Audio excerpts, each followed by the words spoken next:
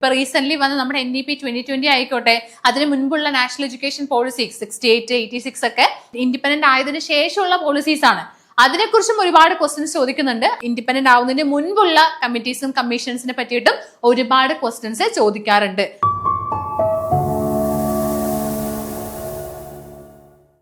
Hi hello, welcome to competitive cracker. ഞാൻ ധന്യ. അപ്പൊ ഇന്നത്തെ സെഷനിൽ നമ്മൾ വളരെ ഇമ്പോർട്ടന്റ് ആയിട്ടുള്ള ക്വസ്റ്റ്യൻസ് ആണ് ഡിസ്കസ് ചെയ്യാനായിട്ട് പോകുന്നത്. ഏതാ ഭാഗം എന്ന് ചോദിച്ചു കഴിഞ്ഞാൽ നമ്മുടെ സെറ്റ് ജനറൽ പേപ്പറിൽ history and policies of education എന്നുള്ള ഒരു ഭാഗമുണ്ട് അല്ലെ. History and policies of education അത് ഈ ജനറൽ പേപ്പറിൽ തന്നെ ഏറ്റവും ഇമ്പോർട്ടന്റ് ആയിട്ടുള്ള കൂടുതൽ ക്വസ്റ്റ്യൻസ് വരുന്ന ഒരു ഏരിയ ആണ്. അപ്പൊ അതുകൊണ്ടാണ് ഞാൻ ആ ഒരു ഏരിയ തന്നെ സെലക്ട് ചെയ്ത് ആദ്യത്തെ ക്വസ്റ്റ്യൻസ് ഡിസ്കസ് ചെയ്യുന്നത്. സോ നിങ്ങൾ അത് പഠിച്ചിട്ടില്ല എന്നുണ്ടെങ്കിൽ ഉറപ്പായിട്ട് നിങ്ങൾ പഠിക്കണം. കാരണം അത് നമുക്ക് സ്കിപ്പ് ചെയ്യാൻ പാടില്ലാത്തൊരു മൊഡ്യൂളാണിത്. History and policies of education എന്നുള്ള 4ാമത്തെ മൊഡ്യൂളാണ്. സോ അത് എന്തായാലും പഠിക്കുക, നന്നായിട്ട് തന്നെ പഠിക്കുക. അപ്പൊ അത് ക്വസ്റ്റ്യൻസ് നമുക്ക് ഈ ഒരു സെഷനിൽ ഡിസ്കസ് ചെയ്യാം. സോ വൈകാതെ തന്നെ നമുക്ക് ക്വസ്റ്റ്യൻ നോക്കാം. സോ ഒന്നാമത്തെ ക്വസ്റ്റ്യൻ ഇതാണ്.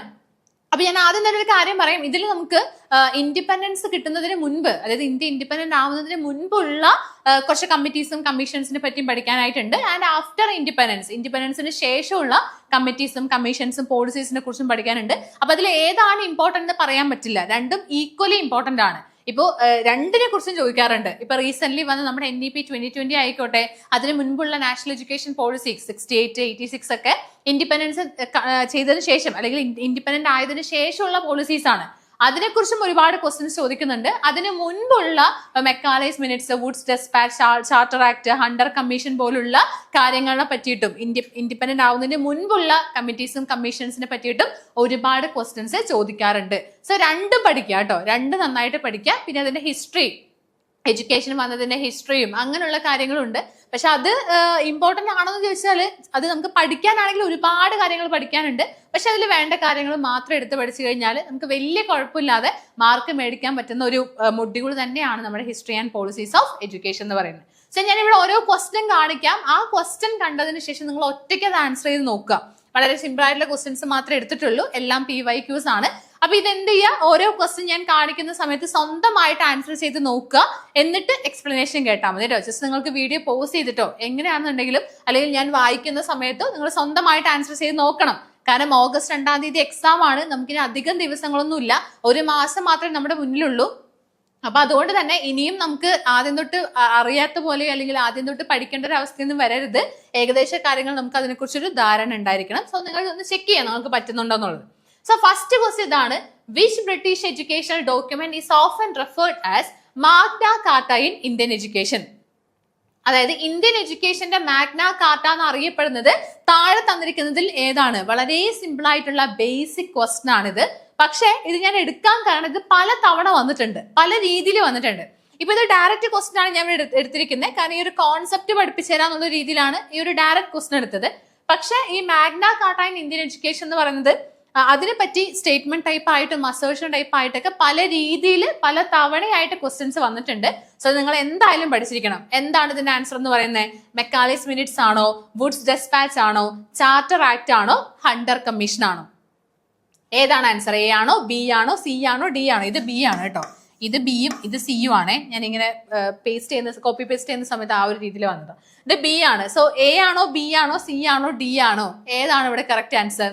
ഏതാണ് കറക്റ്റ് ആൻസർ? ഓപ്ഷൻ B ആണ് കറക്റ്റ് ആൻസർ ആയിട്ട് വരുന്നത്. വുഡ്സ് ഡെസ്പാച്ച് ആണ് അല്ലെ, വുഡ്സ് ഡെസ്പാച്ച് ആണ്. അപ്പൊ എപ്പോഴാണ് വുഡ്സ് ഡെസ്പാച്ച് വന്നത്? മെക്കാലേസ് മിനിറ്റ്സ് ഏത് ഇയറിലാണ് വന്നത്?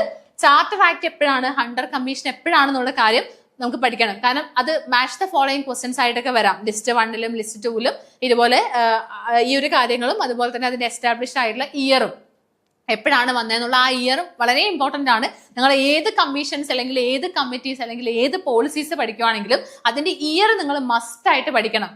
പല രീതിയിലെ ക്വസ്റ്റ്യൻസ് വരാം. അപ്പൊ അതുകൊണ്ട് തന്നെ ഇയർ മസ്റ്റ് ആയിട്ട് പഠിക്കണം. അപ്പൊ നമുക്ക് ഓരോന്ന് നോക്കാം. വുഡ്സ് ഡെസ്പാച്ച് ആണ് ഇവിടെ Magna Carta in Indian education അറിയപ്പെടുന്നത്.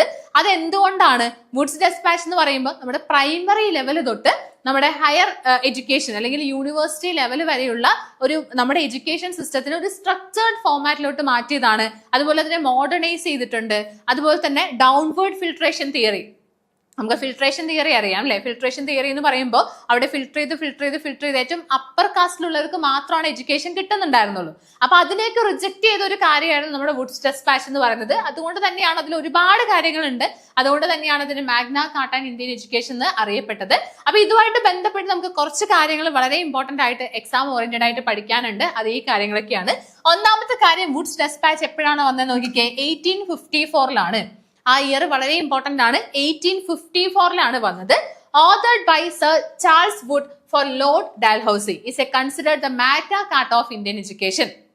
അപ്പൊ അതിൽ ആരാണെന്നുള്ളത് ജസ്റ്റ് പഠിച്ചു വെച്ചാൽ മതി, ചാൾസ് വുഡ്. കാരണം വുഡ്സ് ഡെസ്പാച്ച് ആയതുകൊണ്ട് പിന്നെ പേര് പഠിക്കാൻ നിങ്ങൾക്ക് പ്രശ്നമൊന്നും ഉണ്ടാവില്ല. ഇനി it is regarded as the first comprehensive systematic plan for educational development in India, covering the primary, secondary and higher education. അപ്പൊ ഇതൊക്കെ നമുക്ക് ഒരു സ്റ്റേറ്റ്മെന്റ് ആയിട്ട് ചോദിക്കാൻ ചാൻസ് ഉള്ളതാണ്. ഇപ്പൊ ഈ ഒന്നാമത്തെ കാര്യം ഉണ്ടല്ലോ, ഇത് ഒരു സ്റ്റേറ്റ്മെന്റ് ആയിട്ട് വരാൻ ചാൻസ് ഉണ്ട്. അപ്പൊ ഇവിടെ India covering the higher education only എന്ന് പറയുവാണെങ്കിൽ ആ ഒരു സ്റ്റേറ്റ്മെന്റ് തെറ്റാണ്. കാരണം എല്ലാ ലെവലും, പ്രൈമറി ലെവൽ ആയിക്കോട്ടെ, സെക്കൻഡറി ലെവൽ ആയിക്കോട്ടെ, ഹയർ ലെവൽ ആയിക്കോട്ടെ, ഹയർ എഡ്യൂക്കേഷൻ ആയിക്കോട്ടെ, എല്ലാത്തിനെയും എന്ത് ചെയ്യുന്നുണ്ട്, അവിടെ ഒരു എഡ്യൂക്കേഷണൽ ഡെവലപ്മെന്റ് കൊണ്ടുവരാനും അതുപോലെ തന്നെ ഒരു കോംപ്രിഹെൻസീവ്, ഒരു ഓൾറൗണ്ട് ആയിട്ടുള്ള കാര്യങ്ങൾ നോക്കുന്നുണ്ട്. Systematic plan and structured plan ആണ് അവിടെ കൊണ്ടുവരുന്നത്. അപ്പൊ അതുകൊണ്ട് തന്നെയാണ് അതിന് മാഗ്ന കാർട്ട ഇന്ത്യൻ എഡ്യൂക്കേഷൻ അറിയപ്പെട്ടത്. അതിൽ ഒന്നാമത്തെയാണ് ഞാൻ പറഞ്ഞതുപോലെ educational structure. So proposed a hierarchy from vernacular primary schools to English medium colleges and universities. അതായത് പ്രൈമറി ലെവലിൽ ആ ഒരു ലാംഗ്വേജിലാണ് പഠിപ്പിക്കുന്നത്. പിന്നെ യൂണിവേഴ്സിറ്റീസ് ആൻഡ് കോളേജസ് എത്തുമ്പോൾ fully English medium colleges and universities എന്നാണ് പറഞ്ഞിരിക്കുന്നത്. ഇനി recommended creating the universities in Calcutta, അതുപോലെ തന്നെ Bombay and Madras, based on the London university model. അപ്പോൾ ആ ഒരു യൂണിവേഴ്സിറ്റീസിനെയും കൂടെ recommended creating the universities in Calcutta, അതുപോലെ Bombay and Madras, establish in 1857 ആണ്. അപ്പൊ ആ ഇയറും കൂടെ ജസ്റ്റ് ഒന്ന് നോക്കി വെച്ചോ, 1857 ആണ്. അപ്പോൾ 1854 ഇത് എസ്റ്റാബ്ലിഷ്ഡ് ആയത്. 1857 എന്ത് ചെയ്തു, യൂണിവേഴ്സിറ്റീസ് ക്രിയേറ്റ് ചെയ്തു എന്നുള്ളതാണ്. അത് 1857 ആണ് കേട്ടോ. ഇയർ പഠിച്ചു വെക്കുക. ഈ തെറ്റായിട്ടുള്ള ഓപ്ഷൻസ് നമുക്ക് ജസ്റ്റ് നോക്കാം. ഒന്ന് മെക്കാലേസ് മിനിറ്റ്സ് ആണ്, അത് 1835 ആണ്. 1835 മെക്കാലേസ് മിനിറ്റ്സ്. അത് ജസ്റ്റ് ഒന്ന് ഇതിനെ ക്രോണോളജിക്കലി അറേഞ്ച് ചെയ്യാനൊക്കെ ക്വസ്റ്റ്യൻസ് വരും. അങ്ങനെയൊക്കെ നിങ്ങൾ പ്രതീക്ഷിക്കുക. അതുകൊണ്ട് ഇയർ ഒരു തവണ നിങ്ങൾ പഠിച്ചു വെച്ച് കഴിഞ്ഞാൽ പിന്നെ എങ്ങനെ ക്വസ്റ്റ്യൻ വന്നാലും നിങ്ങൾ ബാധിക്കില്ല. അപ്പൊ അതുകൊണ്ട് ഇയർ പഠിച്ചു വെക്കാം. സോ മെക്കാലേസ് മിനിറ്റ്സ് 1835 അതായത് നമ്മുടെ വുഡ്സ് ഡെസ്പാച്ച് 1854 അപ്പൊ ഈ വുഡ്സ് ഡെസ്പാച്ചിൽ നമ്മൾ ഈ ഡൗൺവേർഡ് ഫിൽട്രേഷൻ തിയറി റിജക്ട് ചെയ്തു എന്ന് പറയുമ്പോൾ ആ ഡൗൺവേർഡ് ഫിൽട്രേഷൻ തിയറി ഒക്കെ വരുന്നതാണ് എന്തെന്ന് പറയുന്നത്, മെക്കാലേസ് മിനിറ്റ്സ് പറയുന്നത്. അപ്പൊ അതെന്തായാലും അതിന് മുൻപായിരിക്കും അല്ലെ, വുഡ്സ് ഡെസ്പാച്ചിന് മുൻപായിരിക്കും മെക്കാലേസ് മിനിറ്റ്സ് വരുന്നത്. അതെപ്പോഴാണ്, 1835.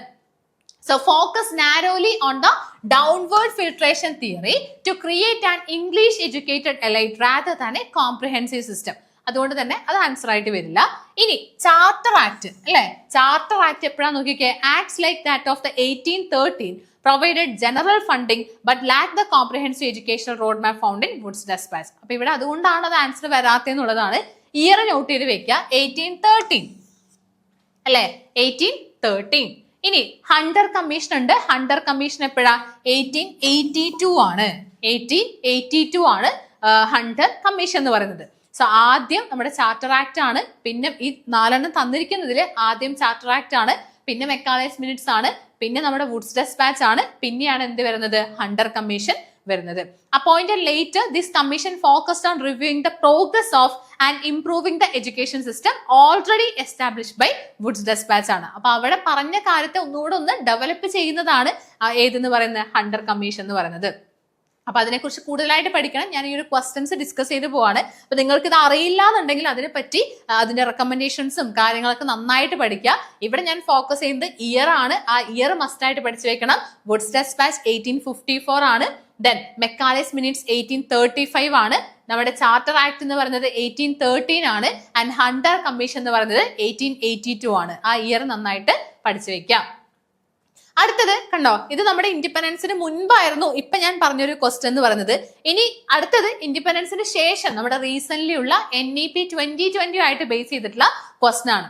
സോ NEP 2020 ക്വസ്റ്റ്യൻ എന്ന് പറയുമ്പോൾ നമ്മൾ പഠിച്ചു വെക്കുന്ന കുറച്ച് കാര്യങ്ങളുണ്ട്. അതിന്റെ സ്ട്രക്ചർ നമ്മൾ പഠിച്ചു വെക്കും, അതിൽ ഇമ്പോർട്ടന്റ് ആയിട്ടുള്ള കാര്യങ്ങൾ നമ്മൾ പഠിച്ചു വെക്കും. പക്ഷെ ഈ ഒരു ക്വസ്റ്റ്യൻ നിങ്ങൾക്ക് ആൻസർ ചെയ്യാൻ പറ്റുന്നുണ്ടോ എന്ന് ജസ്റ്റ് ഒന്ന് നോക്കിക്കേ. ഞാൻ ഇവിടെ ക്വസ്റ്റ്യൻ കാണിക്കുമ്പോൾ നിങ്ങൾ ജസ്റ്റ് ഒന്ന് നോക്കുക. ക്വസ്റ്റ്യൻ ഇതാണ്, the NEP 2020 proposes to prepare which of the curriculum framework. നമുക്ക് ഇവിടെ 5 കാര്യങ്ങൾ തന്നിട്ടുണ്ട് ആൻഡ് വി ഹാവ് 4 ഓപ്ഷൻസ്. 4 ഓപ്ഷൻസിൽ മൂന്നെണ്ണം വീതമാണ് തന്നിരിക്കുന്നത് അല്ലെ, മൂന്നെണ്ണം വീതമാണ് തന്നിരിക്കുന്നത്. അപ്പൊ നമുക്ക് 2 രീതിയിൽ ചെയ്യാം. നിങ്ങൾക്ക് അറിയുന്ന 3 നിങ്ങൾക്ക് സെലക്ട് ചെയ്യാം, അല്ലെങ്കിൽ ഇതിൽ വരില്ല എന്ന് ഉറപ്പുള്ള 2 കാര്യത്തിനെ നിങ്ങൾക്ക് എലിമിനേറ്റ് ചെയ്യാം. ഏത് രീതിയിൽ വേണമെങ്കിലും ചെയ്യാം, പക്ഷെ അറിഞ്ഞിരിക്കണം അല്ലെ. അപ്പൊ നിങ്ങൾക്ക് അറിയുന്ന ഒരു കാര്യം, national curriculum framework four school education, അതെന്തായാലും ഇതിൽ വരുന്നറിയാം അല്ലെ. National curriculum framework four school education അതെന്തായാലും വരുന്ന അറിഞ്ഞു കഴിഞ്ഞാൽ എ ഇല്ലാത്ത ഓപ്ഷൻ നമുക്ക് എലിമിനേറ്റ് ചെയ്യാം അല്ലെ.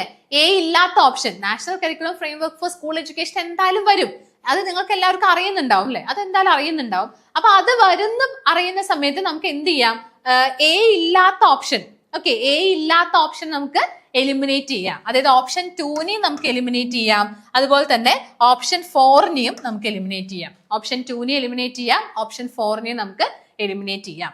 ഇനി അടുത്ത കാര്യം, അപ്പൊ ഇവിടെ ഓപ്ഷൻ 1 എന്ന് പറയുന്നത് ACEയും ഓപ്ഷൻ 3 എന്ന് പറയുന്നത് ABCയും ഉണ്ട്. അപ്പൊ ഇവിടെ ഒരു കാര്യം കിട്ടി, എ ഉണ്ടെന്ന് മനസ്സിലായി, അത് നമുക്ക് ഓൾറെഡി അറിയുന്ന കാര്യമാണ്. ഇനി ഓപ്ഷൻ നോക്കുന്ന സമയത്ത് സിയും ഉണ്ടെന്ന് മനസ്സിലായി, കാരണം സി 2ലും ഉണ്ട്. അപ്പൊ നമുക്ക് സി അറിഞ്ഞില്ലെങ്കിൽ പോലും നമുക്ക് അവിടെ സി ഉണ്ടെന്ന് മനസ്സിലായി. സി എന്താ, national curriculum framework four Teacher education ആണ്. സോ ടീച്ചർ എഡ്യൂക്കേഷൻ അവിടെ ഇമ്പോർട്ടൻസ് കൊടുത്തിട്ടുണ്ട്. National curriculum framework four Teacher education അതിൽ ഉണ്ട് അല്ലെ. അപ്പൊ സി ഉണ്ടെന്ന് മനസ്സിലായി. ഇനി ബാക്കി ഇവിടെ നമുക്ക് കൺഫ്യൂഷൻ ഉള്ളത് ഇ ആണോ അല്ലെങ്കിൽ ബി ആണോ എന്നാണ് അല്ലെ. ഇ ആണോ ബി ആണോ, ഇ ആണോ ബി ആണോ എന്ന് മാത്രം നോക്കിയാൽ മതി. സോ ബി എന്താ, national curriculum framework for adult education ആണ്. ഇ എന്താ, national curriculum framework for vocational education ആണ്. നമ്മൾ വിചാരിക്കും ഇത് രണ്ടും അതിലുള്ളതല്ലേ, കാരണം വൊക്കേഷണലൈസേഷൻ അവിടെ ഇമ്പോർട്ടൻസ് കൊടുക്കുന്നുണ്ടല്ലോ, വൊക്കേഷണൽ എഡ്യൂക്കേഷൻ ഇമ്പോർട്ടൻസ് കൊടുക്കുന്നുണ്ടല്ലോ, അഡൾട്ട് എഡ്യൂക്കേഷൻ അവിടെ ഇമ്പോർട്ടൻസ് കൊടുക്കുന്നുണ്ട്. പക്ഷെ ഇവിടെ വരുന്നത് ബി ആണ്, national curriculum framework for adult education ആണ് വരുന്നത്. സോ ABC ആണ് ഇവിടെ കറക്റ്റ് ആൻസർ ആയിട്ട് വരുന്നത്, അതായത് ഓപ്ഷൻ 3. ABC എന്ന് പറയുന്ന ഓപ്ഷൻ 3 ആണ് ഇവിടുത്തെ കറക്റ്റ് ആൻസർ. അതായത് national curriculum framework four school education, adult education and teacher education, ആ 3 കാര്യങ്ങളാണ് വരുന്നത്. So the formulation of A new and curricular comprehensive national framework four school education NCFSE അല്ലെ, NCFSE school education 2020-21 will be undertaken by the NCERT based on the principles of this National Education Policy 2020. അപ്പൊ ഏതിന്റെ അണ്ടറിലാണ് വരുന്നത് നോക്കിക്കേ, അല്ലെങ്കിൽ ഏതാണ് ഇതിനെ എന്താ, അതായത് നമ്മുടെ NCFSE ഏതിന്റെ അണ്ടറിലാണ് വരുന്നത്, NCERTന്റെ അണ്ടറിലാണ് വരുന്നത്. NCERT ആണ് അതിനെ അണ്ടർടേക്കൻ ചെയ്യുന്നുള്ളതാണ്. ഇനി the NCFSE document shall henceforth be revisited and updated once every 5 to 10 years taking into account frontline curriculum. അതൊന്നും ജസ്റ്റ് നോക്കണ്ട, അത് എല്ലാ 5 to 10 വർഷത്തിനുള്ളിലും അതിനെ റിവൈസ് ചെയ്യുന്നു എന്നുള്ള കാര്യങ്ങളൊക്കെയാണ് അറിഞ്ഞു വെക്കേണ്ടത്. NCFSE എന്ന് പറയുന്നത് ഏതിന്റെ അണ്ടറിൽ വരുന്നതാണ്, NCERTന്റെ അണ്ടറിൽ വരുന്നതാണ് എന്ന് അറിഞ്ഞു വെക്കുക. അടുത്തത് the new and comprehensive national curriculum framework four Teacher education will be the education NCFTE 2021 formulated by the NCTE in consultation with the NCERT based on the principles of NEP 2020. അപ്പൊ ജസ്റ്റ് എക്സ്പ്ലനേഷൻ ആണ്. അതായത് NCFTE എന്ന് പറയുമ്പോൾ അത് ഏതിന്റെ അണ്ടറിലാണ് വരുന്നത്, NCTE National Council for Teacher Education 1995 വന്നതാണ് NCTE എന്ന് പറയുന്നത് അല്ലെ. അത് നമുക്ക് പഠിക്കാനുണ്ട് കേട്ടോ, നമുക്ക് എക്സാമിന് വരുന്നതാണ് NCFTയും NCTയും. അപ്പൊ അതിനെ പറ്റിയും നന്നായിട്ട് ഒരു ധാരണ ഉണ്ടായിരിക്കണം. ഓക്കെ ആണല്ലോ. അപ്പൊ ഈ ഒരു ക്വസ്റ്റ്യനും നോക്കി വെക്കുക, ഇതും വളരെ ഇമ്പോർട്ടന്റ് ആയിട്ടുള്ള ഒരു ക്വസ്റ്റ്യൻ ആണ്. ഇനി അടുത്ത ക്വസ്റ്റ്യൻ നമ്മുടെ NEP ആയിട്ട് തന്നെ ബന്ധപ്പെട്ട്, ഞാൻ NEP ആയിട്ട് ബന്ധപ്പെട്ട കുറച്ച് ക്വസ്റ്റ്യൻസ് എടുത്തിട്ടുണ്ട്. കാരണം എക്സാമിന് ഇപ്പോൾ റീസെന്റ് ഒരു ട്രെൻഡിങ് ആയിക്കൊണ്ടിരിക്കുന്ന ഒരു കാര്യമാണ് നമ്മുടെ NEP 2020 എന്ന് പറയുന്നത്. അപ്പൊ അതുമായിട്ട് ബേസ് ചെയ്തിട്ടുള്ള കാര്യങ്ങൾ നമുക്ക് എന്തായാലും അറിഞ്ഞിരിക്കണം. അപ്പൊ അതുകൊണ്ട് എടുത്തുന്നേ ഉള്ളൂ. NEP 2020 proposes to establish NETF. What are the stipulated functions of this body? അപ്പൊ ഈ NETFന്റെ ഫുൾ ഫോം അറിയുന്നവർക്ക്, അല്ലെങ്കിൽ ജസ്റ്റ് ഒന്ന് എന്താണെന്നൊന്ന് കണക്ട് ചെയ്യാൻ പറ്റുന്നവർക്ക് ഇത് ഈസിയാണ്. NETFന്റെ ഫുൾ ഫോം അറിയുന്നവർക്ക്, അല്ലെങ്കിൽ അത് ജസ്റ്റ് ഒന്ന് നമുക്ക് ഓപ്ഷൻസ് ഒക്കെ വായിക്കുമ്പോൾ നമുക്ക് കുറച്ച് ഓപ്ഷൻസ് ഒക്കെ ഇതിന്റെ അണ്ടറിൽ വരും എന്ന് മനസ്സിലാക്കാൻ പറ്റുന്നവർക്ക് ഓക്കെയാണ്. അങ്ങനെ അല്ലാത്തവരാണ് ഇത് തെറ്റിക്കുന്നത്. അപ്പൊ നിങ്ങൾ ജസ്റ്റ് നോക്കുക, ഇവിടെ 5 കാര്യങ്ങൾ നമുക്ക് തന്നിട്ടുണ്ട്. And we have 4 option. നമുക്ക് 4 ഓപ്ഷൻസും ഇവിടെ വരുന്നുണ്ട്. അപ്പൊ 4 ഓപ്ഷൻസിൽ 3 എണ്ണമാണ് വരുന്നത്, 3 എണ്ണം വീതമാണ് വരുന്നത്. അപ്പൊ ഞാൻ നേരത്തെ പറഞ്ഞതുപോലെ തന്നെ എന്ത് ചെയ്യണം? ഈ 5 എണ്ണത്തിൽ 3 എണ്ണം നമുക്ക് സെലക്ട് ചെയ്യാം, അല്ലെങ്കിൽ 2 എണ്ണത്തിന് നമുക്ക് എലിമിനേറ്റ് ചെയ്യാം. അപ്പൊ ഇവിടെ എനിക്ക് തോന്നുന്നു സെലക്ട് ചെയ്യാനായിരിക്കും കുറച്ചുകൂടെ എളുപ്പം. ഈ NETF-ന്റെ ഫുൾ ഫോം അറിഞ്ഞു കഴിഞ്ഞാൽ അറിയുന്നവർക്ക് നമുക്കത് സെലക്ട് ചെയ്യാനായിരിക്കും കുറച്ചുകൂടെ എളുപ്പം. പെട്ടെന്ന് നമുക്ക് സെലക്ട് ചെയ്യാൻ പറ്റും. ഒരു ഒറ്റ കാര്യം അറിഞ്ഞാൽ മതി, അതായത് ഈ T എന്ന് പറഞ്ഞത് ടെക്നോളജി ആണെന്ന് മാത്രം അറിഞ്ഞാൽ മതി. NETF-ലെ T എന്ന് പറയുന്നത് ടെക്നോളജി ആണ്. അപ്പൊ അതിന്റെ ഫുൾ ഫോം ഒന്ന് നോക്കിക്കേ. എന്താണ് NETF എന്ന് പറയുന്നത്? നാഷണൽ എഡ്യൂക്കേഷൻ ടെക്നോളജി ഫോറം ആണ്. എന്താണ് NETF എന്ന് പറയുന്നത്?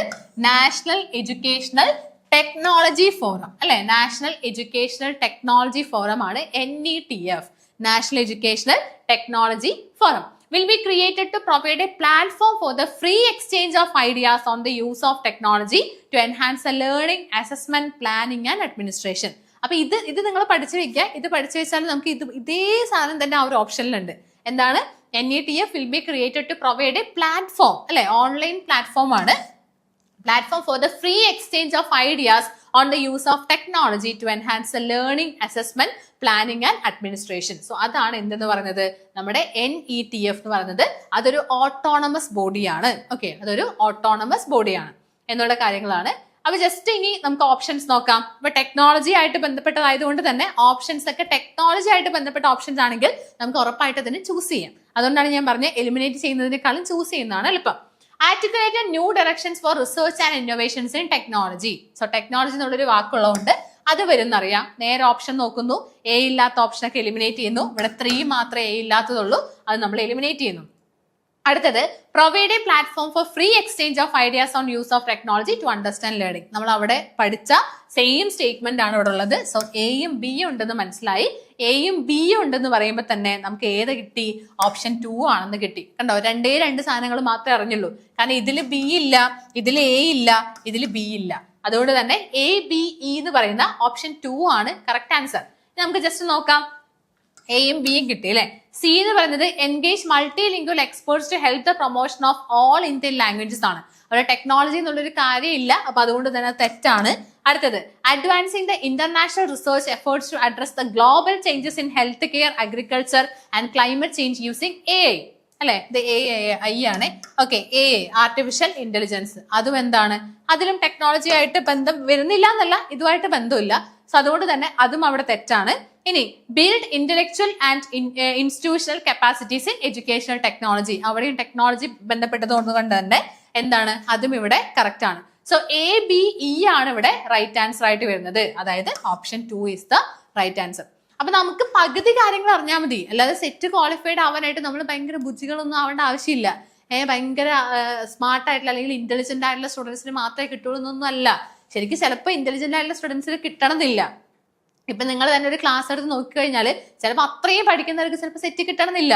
അവിടെ എന്താ നമ്മൾ യൂസ് ചെയ്യുന്നേ? നമുക്ക് നെഗറ്റീവ് മാർക്ക് ഇല്ലാത്തത് കൊണ്ട് തന്നെ നമുക്ക് കുറച്ച് കോമൺ സെൻസ് യൂസ് ചെയ്ത് എല്ലാ ക്വസ്റ്റ്യനും കൂടെ അറ്റൻഡ് ചെയ്താൽ മാത്രം മതി, നമുക്ക് എന്തായാലും കിട്ടും. ഞാൻ പേപ്പർ 1ന്റെ കാര്യമാണ് പറയുന്നത്. പേപ്പർ 2 സബ്ജക്റ്റ് ആണ്. ആ സബ്ജക്ട് നോളജ് നമുക്ക് വേണം. ആ സബ്ജക്ട് നോളജ് വെച്ചും നമുക്ക് കുറച്ച് കോമൺ സെൻസ് യൂസ് ചെയ്ത് കഴിഞ്ഞാൽ കിട്ടും. മീൻസ് ഓപ്ഷൻസ് കാണുന്ന സമയത്ത് നമുക്ക് കറക്റ്റ് ആയിട്ട് എലിമിനേറ്റ് ചെയ്യാനും ഓപ്ഷൻസ് സ്റ്റേറ്റ്മെന്റ് കാണുമ്പോൾ അത് ചൂസ് ചെയ്യാനും മാത്രം അറിഞ്ഞാൽ മതി.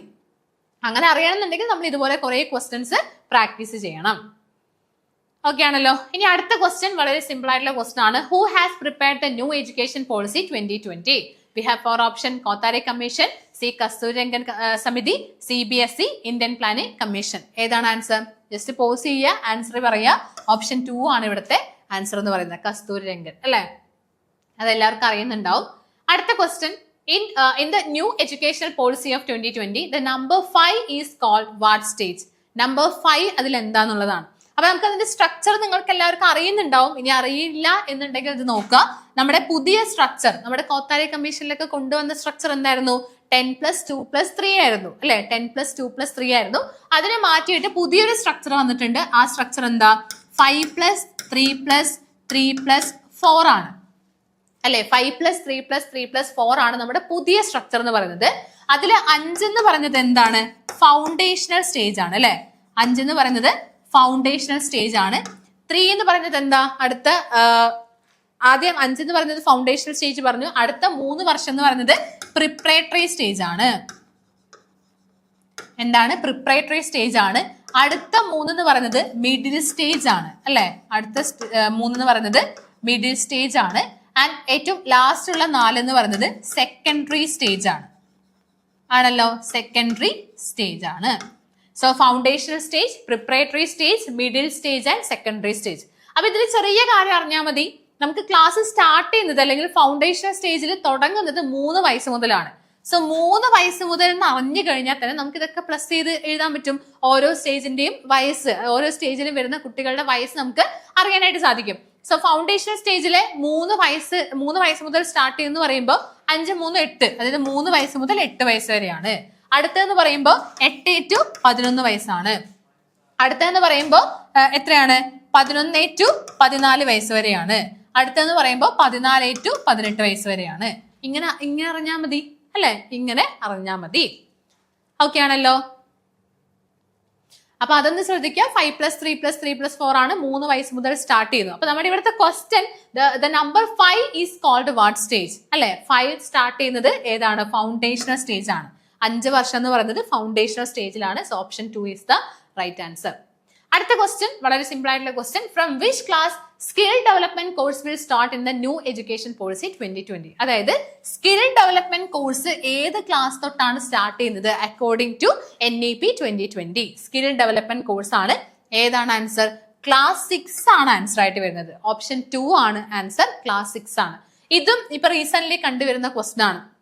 ഇപ്പൊ സെറ്റിന്റെ നല്ല ഇപ്പൊ റീസെന്റ് ഇപ്പൊ നടക്കുന്ന നെറ്റ് എക്സാം ആയിക്കോട്ടെ, അല്ലെങ്കിൽ നമ്മുടെ ഇപ്പൊ കഴിഞ്ഞ ഏകലവ്യ എക്സാം ആയിക്കോട്ടെ, അതൊക്കെ നമുക്കിപ്പോ നമ്മൾ പഠിക്കുന്ന സമയത്ത് നമ്മൾ സെറ്റിന്റെ മാത്രമേ നോക്കാൻ പറ്റുള്ളൂ എന്നൊന്നുമില്ല. നമുക്ക് എങ്ങനെയൊക്കെയാണ് അവൈലബിൾ, നമുക്ക് എന്തൊക്കെ അവൈലബിൾ ആവുന്നുണ്ടോ അതൊക്കെ നമുക്ക് പഠിക്കാം. അപ്പൊ നമുക്കിപ്പോ സെറ്റിന്റെ ക്വസ്റ്റ്യൻ പേപ്പർ നോക്കുവാണെങ്കിൽ അതിൽ NEP 2020 ചിലപ്പോൾ ഒരുപാട് ക്വസ്റ്റ്യൻസ് നമുക്ക് പ്രാക്ടീസ് ചെയ്യാൻ കിട്ടണമെന്നില്ല. ഓക്കെ, അത്രയും ക്വസ്റ്റ്യൻസ് ഉണ്ടാവണമെന്നില്ല. അപ്പൊ നമുക്ക് എന്ത് ചെയ്യാം, വേറെ ക്വസ്റ്റ്യൻ പേപ്പേഴ്സ് ഒക്കെ നോക്കാം. അപ്പൊ എനിക്ക് തോന്നുന്നു ഇത് നമ്മുടെ കഴിഞ്ഞ നെറ്റ് എക്സാമിനൊക്കെ ചോദിച്ചൊരു ക്വസ്റ്റ്യൻ ആണ് ഈ ഒരു ക്വസ്റ്റ്യൻ എന്ന് പറയുന്നത്. ഇത് സെറ്റിനും ചോദിക്കാം, വളരെ ഇമ്പോർട്ടന്റ് ആയിട്ടുള്ള ഒരു ക്വസ്റ്റ്യൻ ആണ്. ഓക്കെ ആണല്ലോ. അപ്പോൾ ഇത്രയും ക്വസ്റ്റ്യൻസ് ഞാനൊരു ലിമിറ്റഡ് ടൈമിൽ കുറച്ച് ക്വസ്റ്റ്യൻസ് മാത്രമേ ഡിസ്കസ് ചെയ്തിട്ടുള്ളൂ. പക്ഷേ ഇതുപോലെ ഒരുപാട് ക്വസ്റ്റ്യൻസ് നമുക്ക് പ്രാക്ടീസ് ചെയ്യാനായിട്ടുണ്ട്. അപ്പൊ നമ്മുടെ ഇവിടുത്തെ ലൈവ് ക്ലാസ്സും പോകുന്നത് അങ്ങനെ തന്നെയാണ്. മാക്സിമം ക്വസ്റ്റ്യൻസ് ആണ് നമ്മളിവിടെ ഡിസ്കസ് ചെയ്യുന്നത്. സോ അതിനായിട്ട് നമുക്കറിയാലേ ഓഗസ്റ്റ് 2-ാം തീയതിയാണ് നമ്മുടെ എക്സാംസ്. കൃത്യമായിട്ട് നമ്മൾ പ്ലാൻ ചെയ്യണം, നല്ലൊരു പ്ലാനിങ് വേണം. അപ്പൊ ആ ഒരു പ്ലാനിങ് ഒക്കെ യൂസ് ചെയ്തിട്ടാണ് നമ്മൾ ഇവിടുത്തെ ബാച്ച് നമ്മുടെ സ്റ്റാർട്ട് ചെയ്തിരിക്കുന്നത്. സോ സെറ്റിന്റെ 30-day ബാച്ച് നമ്മൾ സ്റ്റാർട്ട് ചെയ്തിട്ടുണ്ട്. ആ ഒരു ബാച്ചിൽ ഞാൻ നേരത്തെ പറഞ്ഞതുപോലെ തന്നെ ലൈവ് സെഷൻസ്, റെക്കോർഡ് ക്ലാസ്സുകൾ അവൈലബിൾ ആണ്. അതിന്റെ കൂടെ തന്നെ ഇവിടെ ഏറ്റവും എടുത്തു പറയേണ്ട ഒരു കാര്യം ലൈവ് സെഷൻസ് തന്നെയാണ്. അപ്പൊ നമ്മൾ ഇനിയിപ്പോ ബൂസ്റ്റർ ബാച്ച് ഒക്കെ സ്റ്റാർട്ട് ചെയ്യുന്ന സമയത്ത് 1.5 മണിക്കൂറുടെ ലൈവ് സെഷൻസ് ഒക്കെയാണ് വെക്കുന്നത്. 1.5 മണിക്കൂറുടെ ലൈവ് സെഷൻസ്, ജനറൽ പേപ്പറിന് മാത്രമായിട്ട് 1.5 മണിക്കൂർ, വേറെ സബ്ജക്റ്റിനാണെങ്കിൽ 1.5 മണിക്കൂർ, അങ്ങനത്തെ ക്ലാസ് ഒക്കെയാണ് പോകുന്നത്. സോ അതിൽ മാക്സിമം നമ്മൾ ക്വസ്റ്റ്യൻസ് ഡിസ്കസ് ചെയ്യും. നിങ്ങൾക്ക് അത് മാത്രം കേട്ടാൽ മതി സെറ്റ് എക്സാം പാസ്സാവാനായിട്ട്. അപ്പൊ അതിന്റെ റിസൾട്ടും ആണ് ഞാൻ നേരത്തെ കാണിച്ച ആ ഒരു റിസൾട്ട് എന്ന് പറയുന്നത്. സോ ഈ ഒരു ബാച്ചിൽ ജോയിൻ ചെയ്യാൻ ആഗ്രഹിക്കുന്നവര് 9746-45514 എന്നുള്ള നമ്പറിലോട്ട് കോൺടാക്ട് ചെയ്താൽ മതി. ആൻഡ് എന്തെങ്കിലും നിങ്ങൾക്ക് ഫീഡ്ബാക്കോ സജഷൻസ് ഒക്കെ ഉണ്ടെങ്കിൽ നിങ്ങൾക്ക് ഉറപ്പായിട്ടും ഈ വീഡിയോന് താഴെ കമന്റ് ചെയ്യാം. എന്തെങ്കിലും ഡൗട്ടോ കാര്യങ്ങളൊക്കെ ഉണ്ടെങ്കിൽ വീഡിയോന് താഴെ നിങ്ങൾക്ക് കമന്റ് ചെയ്യാവുന്നതാണ്. So that's all from this session. Thank you.